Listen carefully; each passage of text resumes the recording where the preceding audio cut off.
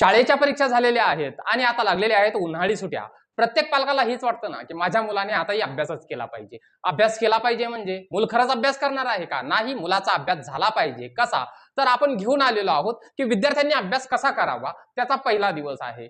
अभ्यास करणं म्हणजे फक्त वाचन करणं आणि लिखाण करणं नव्हे, तर मुलांच्या ज्ञानामध्ये वाढ होणं. तर आपल्याला मुलांच्या ज्ञानामध्ये वाढ करायची आहे. कशी? तर अशी तुम्हाला मी एक प्रश्न विचारतो, त्याचं उत्तर तुमच्याजवळ आहे का बघा.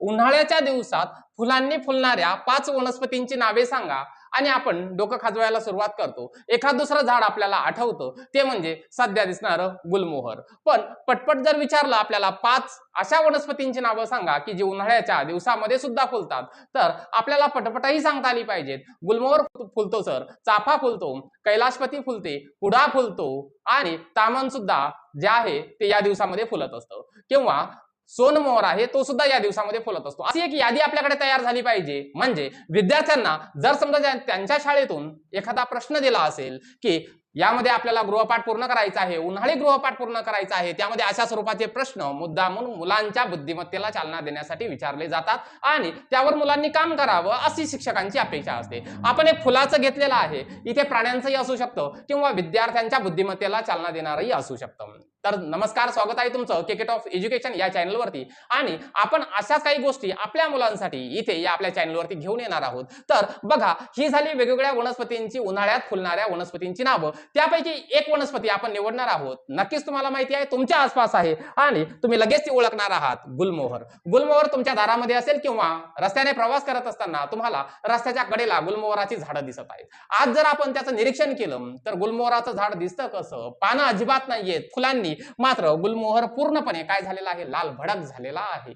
तर हा जो गुलमोहर आहे, हा गुलमोहर तुम्ही नक्कीच बघता किंवा ज्यांनी बघितलेला नसेल कधीच गुलमोहर, तर त्यांनी चित्रात बघून घ्या. तर असा पूर्णपणाने गुलमोहर काय झालेला असतो? पूर्णपणे लाल भडक या दिवसामध्ये झालेला असतो. त्याची पानगळ ऑलरेडी उन्हाळा सुरू होण्याच्या पूर्वीच झालेली आहे आणि आता फक्त काय आहे? झाडांवरती फक्त लाल रंगाची फुलं आहेत. हे जे झाड आहे ना, हे प्रामुख्यानं एप्रिल ते जून या महिन्यांमध्ये याला खूप सारी फुलं लागलेली असतात. कारण या झाडाला उष्णकटिबंधीय वातावरण जे आहे हे आवडत असतं. आता आवडत असतं याचा अर्थ काय आहे? की ज्या वेळेला जास्तीत जास्त ऊन पडतो त्यावेळेला या झाडांना त्यामुळे बहर निर्माण होतो. कारण ही फुलं फुलण्यासाठी पोषक वातावरण जे आहे ते उन्हाळ्याचंच वातावरण आहे. म्हणून ही जी वनस्पती आहे या दिवसामध्ये फुलत असते. मग आता आपलं जे वातावरण आहे हे उष्ण आणि कटिबंधीय आहे, तर मग सर हा गुलमोहर काय भारताचाच वृक्ष आहे का? तर नाही. मग हे आपल्याला पुढे पाहायचं आहे. तर काय आहे हा जो काही गुलमोहर आहे ना बेटा, तर हा गुलमोहर निर्माण झालेला आहे मादागास्कर या बेटावरती. आणि हे आफ्रिकेचं एक बेट आहे, जगातील 4थ्या नंबरचं हे मोठं बेट आहे आणि हे इंडियन ओशियन म्हणजे हिंदी महासागरात असलेलं एक मोठं बेट आहे. आता हे बेट प्रसिद्ध काय आहे हे सुद्धा लक्षात ठेवा, कारण या बेटावरती जेवढी जैवविविधता आढळून येते तेवढी जैवविविधता जगात कुठेही आढळून येत नाही. त्यापैकीच लेमूर नावाचा एक प्राणी आहे. हा लेमूर नावाचा प्राणी जगामध्ये फक्त मादागास्कर येथेच आढळून येतो. आता मग प्रश्न पडला असेल की लेमूर आणि गुलमोहर यांचा संबंध काय सर? तर संबंध आहे बेटा. कसा? तर गुलमोहर ही जी वनस्पती आहे याचं मूळ उगमस्थान हे मादागास्करच आहे. मग हे मादागास्कर पासून आपल्या भारतात आलं कसं? तर आपल्यालाही माहिती आहे की ही जी पृथ्वी आहे ना, या पृथ्वीवरती फक्त आपण माणूस म्हणून आपणच सजीव नाही आहोत, तर वेगवेगळे सजीव आहेत आणि पक्षी सुद्धा काय करत असतात? स्थलांतर करत असतात. इकडच्या बिया तिकडे घेऊन जाण्याचं काम हे पक्ष्यांचंच असतं. आणि ही जी वनस्पती आहे इथून कुठे आलेली आहे? तर भारतात आलेली आहे. फक्त ही भारतातच आलेली आहे का? नाही. तर ही जी वनस्पती आहे आता सगळ्या जगभर पसरलेली आहे.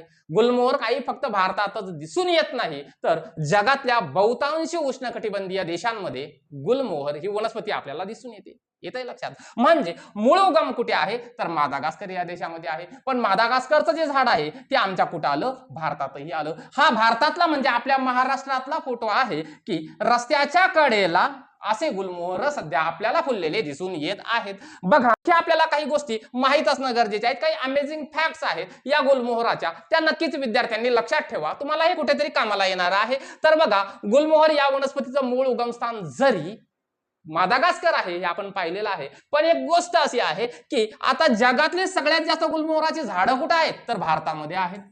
ही एक अमेझिंग फॅक्ट तुमच्या लक्षात असू द्या.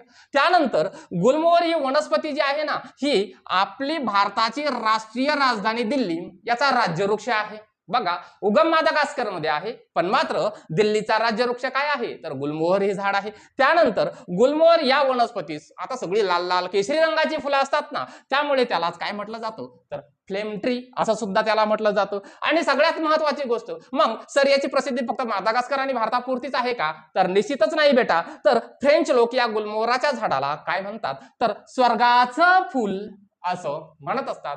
ही जी माहिती आहे ना बेटा ही सगळी आपल्या या गुलमोहराची माहिती आहे. ही माहिती आपल्या निश्चितच लक्षात आली पाहिजे. आणि असेच व्हिडिओ जे आहेत ना ते नवनवीन व्हिडिओ आपल्या चॅनलला आता उन्हाळ्याच्या सुट्ट्यांमध्ये आपण घेऊन येणार आहोत. तर भेटूयात पुढच्या व्हिडिओमध्ये. तोपर्यंत जय हिंद जय महाराष्ट्र.